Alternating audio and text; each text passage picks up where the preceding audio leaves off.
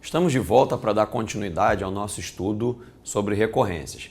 Na aula anterior, nós fizemos 5 exemplos e em todos eles, para calcular um novo termo da sequência, eu precisava conhecer o termo que o precede, o termo anterior.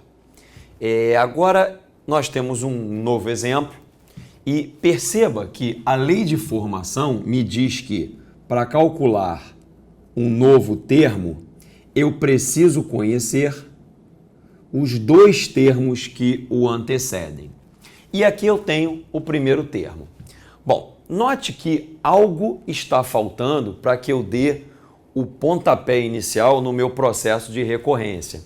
Se eu estou dizendo que para calcular um novo termo eu preciso saber os 2 anteriores, então só conhecer o primeiro termo não basta, porque imagine que eu pense no n valendo 1.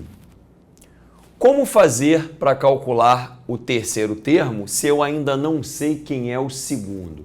Portanto, num exemplo como esse, não basta saber o primeiro termo. Eu preciso saber o primeiro termo e o segundo. Então, eu vou inventar o segundo aqui agora. Vamos imaginar que o segundo termo seja 4. Então, agora, esse conjunto de 3 informações define perfeitamente e de maneira única a minha sequência. Perceba que agora, para calcular o terceiro termo, eu continuo pensando no n igual a 1. Para calcular o terceiro termo, eu preciso conhecer, eu preciso somar o segundo termo com o primeiro. E isso agora a gente sabe fazer. Então, essa sequência começa com 3 e 4, e o termo que vem logo depois é 7. E se eu quiser saber o quarto termo, o que a lei de formação me diz é que, para saber o quarto termo, eu preciso somar o terceiro termo com o segundo, que são, respectivamente, 7 e 4. 7 mais 4, 11. E para saber o próximo termo, basta que eu some 11 com 7. Isso vai dar 18 e assim por diante. Então, esse exemplo foi escolhido para te mostrar que nem sempre basta saber o primeiro termo. Dependendo da lei de recorrência, eu preciso de outros termos que me permitam dar o pontapé inicial no meu processo de recorrência. Ou seja, para começar a minha recorrência, para definir a minha lei, não basta ter apenas a lei de formação. Eu preciso ter um conjunto de condições iniciais que me permitam dar o ponto de partida no meu processo de recursão. Para o segundo exemplo dessa aula, eu resolvi utilizar a mesma lei de formação. Apenas troquei os 2 termos iniciais, que são aquelas informações que vão me permitir dar o pontapé no meu processo de recursão. Bom, com esses 2 valores iniciais, a sequência que aparecerá aqui vai ser diferente da sequência que você vê no exemplo de cima. Então, vamos ver que sequência é essa. O primeiro termo vale 1, o segundo termo também vale 1, e isso está dito aqui. Para calcular o terceiro termo, eu tenho que somar os 2 anteriores. Então, o próximo será 2. Para calcular o próximo termo, eu tenho que somar o 2 com 1. E aí eu tenho 3. Para calcular o quinto termo, eu tenho que somar o quarto termo com o terceiro termo. 3 mais 2, 5. E o seguinte vai ser 8, depois 13, depois 21 e assim por diante. Eu escolhi esse exemplo agora porque essa é uma sequência muito famosa. Essa é a sequência de Fibonacci.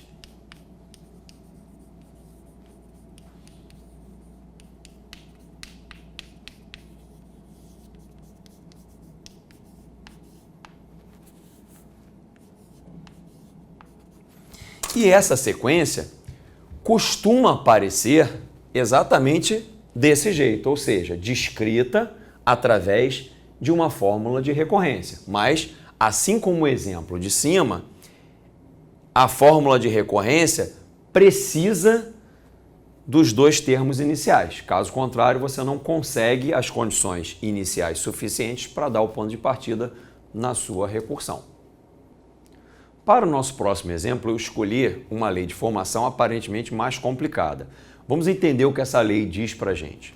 O que está dito aqui é que para calcular o novo termo da sequência, o próximo termo da sequência, eu preciso fazer a média aritmética dos termos que eu já tenho. Nota ainda que aparece uma novidade aqui, ó. Há uma condição para o uso dessa lei de formação. Eu só posso usar essa lei de formação para n igual a 2 ou acima de 2. Essa condição está colocada aí para evitar o seguinte problema. Perceba que foi definido o primeiro termo da sequência sendo 3 e o segundo sendo 7. Entretanto, se essa condição não estivesse aqui, eu poderia pensar da seguinte forma. Vamos pensar em n valendo 1, o que está proibido. Se o n for igual a 1, para calcular o segundo termo, eu teria que simplesmente dividir o primeiro termo por 1.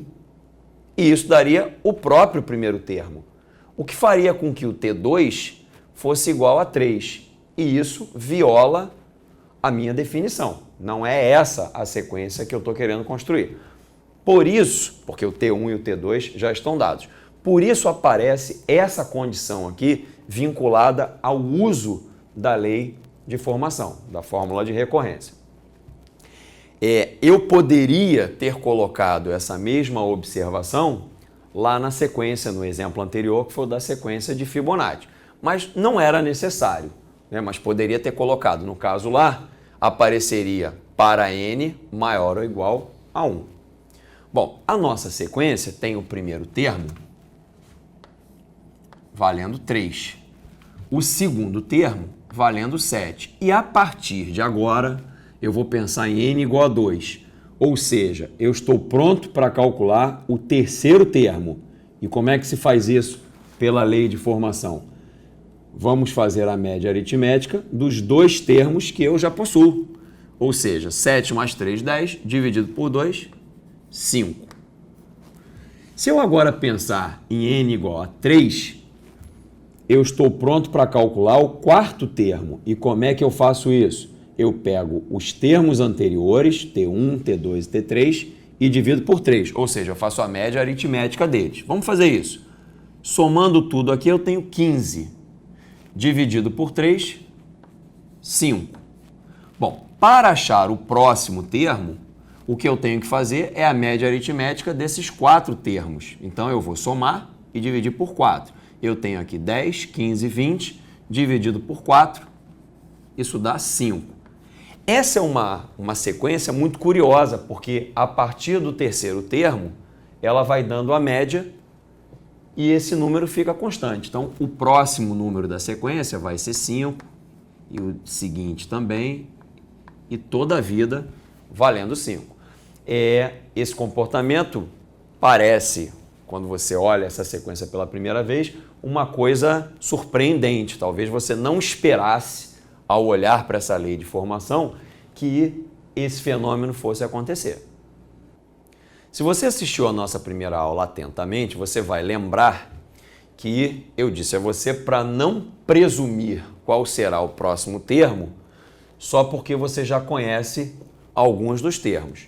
Então, eu disse a você que todos os demais termos dessa sequência serão iguais a 5, mas eu preciso provar isso para você. Então, eu vou tentar fazer isso agora. Vamos começar com uma sequência em que os dois primeiros termos são A e B. Bom, a ideia é que o próximo termo seja a média aritmética dos dois termos que eu já tenho. Então, o próximo termo será A mais B sobre 2. Para calcular o quarto termo, eu preciso fazer a média aritmética dos 3 que eu já tenho. Vamos fazer isso em separado. Para fazer a média aritmética, eu vou somar esses 3 números e vou dividir a soma por 3. Para isso, eu vou precisar igualar os denominadores aqui. Aí eu vou ficar com 2A mais 2B mais A mais B. Juntando isso, vai dar 3A mais 3B. O 2 que fica aqui embaixo vai juntar com esse 3 e vai virar 6. Portanto, o valor obtido aqui é A mais B sobre 2. Isso quer dizer que o quarto termo também é A mais B sobre 2. E a ideia que está por trás disso e que justifica o fato desse valor continuar se repetindo é o seguinte. Se você tem um conjunto de dados e você calcula a média desse conjunto de dados, se você traz um novo valor e inclui esse novo valor no seu conjunto, se esse novo valor é menor do que a média, ele puxa a média para baixo, ou seja, no recálculo da média, essa média desce. Ao contrário, se o novo valor que você vai colocar nesse conjunto de dados for maior do que a média, ele puxa a média para cima. Na hora em que você recalcular a média, essa média sobe. E se esse novo valor que você vai incluir no conjunto de dados for exatamente igual à média, a média não muda. É como se você tivesse feito provas e a sua média nessas provas fosse 7. E aí você faz uma nova prova e tira 7. O conjunto de provas continua dando média 7. A sua média não vai mudar. Então, essa é a ideia que está por trás desse fenômeno. Quando você inclui no seu conjunto um valor igualzinho ao valor da média, a média do novo grupo não muda. Espero que você tenha entendido tudo, tenha gostado e aguardo você para a próxima aula de recorrência.